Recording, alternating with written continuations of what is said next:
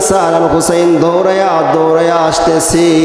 ও মদিনাওয়ালা নবীর উম্মতের দল, হাসান হুসাইনকে দেখিয়া মায়ার নবী সাথে সাথে খুতবা বন্ধ করিয়া দৌড়াইয়া হাসান হুসাইনকে কুলে নেয়। আরে আল্লাহর গোলাম জিবরাইল বলেন, নবী আমার মনে হয় আপনার নাতি হাসান আর হুসাইনের জন্য কান্না করতেছেন। ইয়া রাসূলুল্লাহ, ইয়া হাবিবাল্লাহ, আপনার কান্না করার কোনো কারণ নাই, কারণ আল্লাহ তো আগে আপনাকে জানা দিয়েছেন আল হাসান ওয়াল হুসাইন সাইয়্যিদা শাবাবি আহলিল জান্নাহ।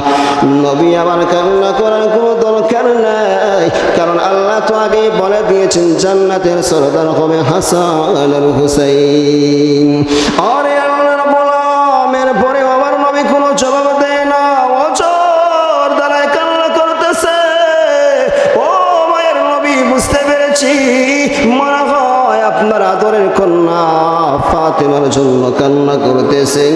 নবী আমার কান্না করার কোনো কারণ নাই, কারণ আল্লাহ তো আগে আপনাকে জানায় দিয়েছেন ফাতেমা জান্নাতের ভিতরে সমস্ত মহিলাদের সরদারনি হবে।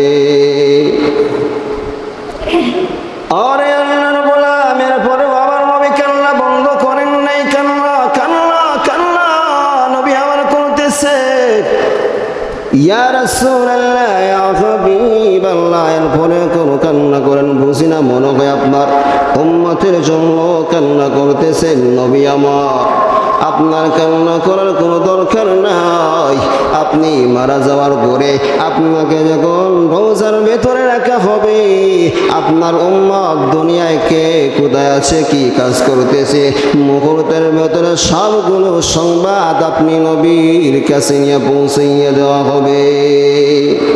এরপরে আমার নবী কান্না বন্ধ করেন না, কান্না করতেছেন রে যুবক। এবার নবী আমার বলেন, রে জিবরাইল, আমার নাতি হাসান আর হুসাইনের জন্য কান্না করি না, আমার মেয়ে আদরের কন্যা ফাতেমার জন্য কান্না করি না, উম্মতের জন্য কান্না করি না, বরং আমি কান্না করি আমার কিছু গুনাহগার উম্মত জমিনের ভেতরে আছে। আল্লাহ তো আগে বলে দিয়েছেন যারা জমিনের ভেতরে অন্যায় করবে, গুনাহের কারণে যদি আমার উম্মতদেরকে আল্লাহ গুনাহগার উম্মতদেরকে আল্লাহ একই সাথে ধ্বংস করে দেয়, তখন আমি মায়ার নবীকে নিয়ে রোজায় থাকবো।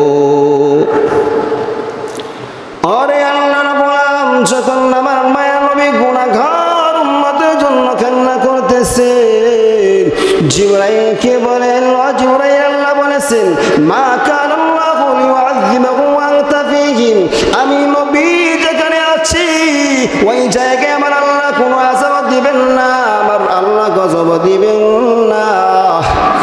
যদি আমি নবী না থাকি, আমার উম্মতেরা অন্যায় করে ফেলে, গুনাহ করে ফেলে, আমার উম্মতদেরকে যদি আল্লাহ ধ্বংস করে দেয় গুনাহের কারণে, তখন আমি মায়ের নবী কেমনে সহ্য করব?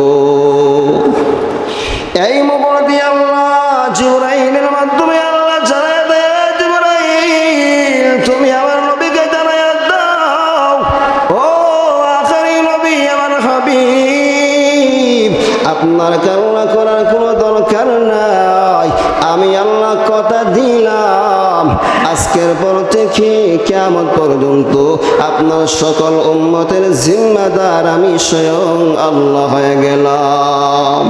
কাদের কুদরত তুদারি বরকামাল, আনতা রাব্বি আনতা হাসবি যুল জালাল, তোগে কাদার জলি